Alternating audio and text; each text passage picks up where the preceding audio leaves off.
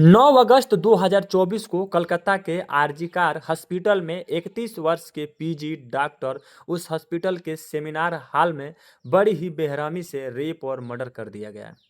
Victim की हालत ऐसी थी कि उसके आंखों में चश्मे के कांच घुसने की वजह से आंख से ब्लीडिंग हो रही थी। गर्दन की हड्डी टूटी हुई थी, प्राइवेट पार्ट से खून निकल रहा था। उसके पैरों को वाइड्स एंगल में 90 डिग्री खींचा गया था। उसकी वजह से पैरों की हड्डियां भी टूटी हुई थी। मुंह से, नाक से और शरीर के हर हिस्से से खून ही खून निकल रहा था। अब मैं और डिटेल में बताऊंगा तो आप लोग सुन नहीं पाओगे और मैं बताने की मुझ में ताकत नहीं है।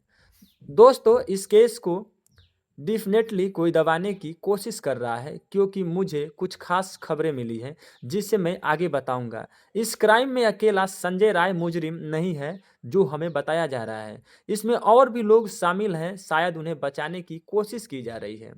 कुछ लोग यह भी कह रहे हैं कि हॉस्पिटल इस घटना को दबाने की कोशिश कर रहा है, क्योंकि इस घटना के 5 दिन बाद ही क्राइम सीन से 20 मीटर की दूरी पर कंस्ट्रक्शन के नाम पर दीवारें तोड़ी गई।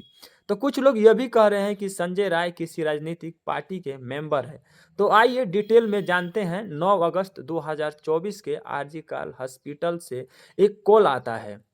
पीड़िता डॉक्टर के पिता ने कॉल उठाया हॉस्पिटल से। इस इंसान ने कहा कि आपकी बेटी बीमार है, आप जल्दी से हॉस्पिटल में आ जाइए। बस इतना कहकर फोन काट दिया गया।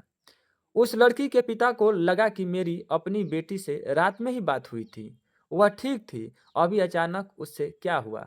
इसलिए उन्होंने दोबारा कॉल किया और पूछा कि आखिर हुआ क्या है। तो सामने वाला व्यक्ति ने कहा कि आपकी बेटी ने सुसाइड किया है, आप हॉस्पिटल आइए। यह सुनकर पीड़िता के पिता रोने लगे और माँ भी फूट फूट कर रोने लगी। और वो दोनों हॉस्पिटल की तरफ जा ही रहे थे, उतने ही देर में यह पूरा खबर पूरे देश में आग की तरह फैलने लगी और हॉस्पिटल के बाहर लोगों की भीड़ जमा हो गई। सबके मन में यही सवाल था कि आखिरकार ये सब कैसे हुआ, किसने किया। उस हादसे की रात उस डॉक्टर के 36 घंटे की ड्यूटी थी, जिसमें डॉक्टर को कंटिन्यू डे और रात को जागकर हॉस्पिटल में ही रहना पड़ता है। उन्हें खाना पीना, नहाना धोना सब कुछ हॉस्पिटल में ही करना पड़ता है। उस रात भी बेक्टेम और उसके 4 साथी सेमिनार हॉल में नीरज चोपड़ा की मैच देखकर खाना खा रहे थे। रात के 3 बजे उन्होंने डिनर किया और अपने अपने ड्यूटी पर चले गए। लेकिन बेक्टिम यानी लेडी जो डॉक्टर थी, थका हुआ महसूस कर रही थी, इसीलिए वह रुक कर आराम करना ठीक समझा। सुबह के 4 के करीब उस सेमिनार हॉल में जाता है और डॉक्टर का रेप करता है। इसी दौरान डॉक्टर की मौत भी हो गई। इसके बाद सुबह 7:30 पर बॉडी को देखा गया और जैसे मैं कहा था, 10 से 10:30 पर डॉक्टर के पिता को कॉल करके कहा गया कि आपकी बेटी ने सुसाइड कर ली है। बॉडी को 7:30 पर देखा गया और डॉक्टर के पेरेंट्स को 10:30 पर बताया गया।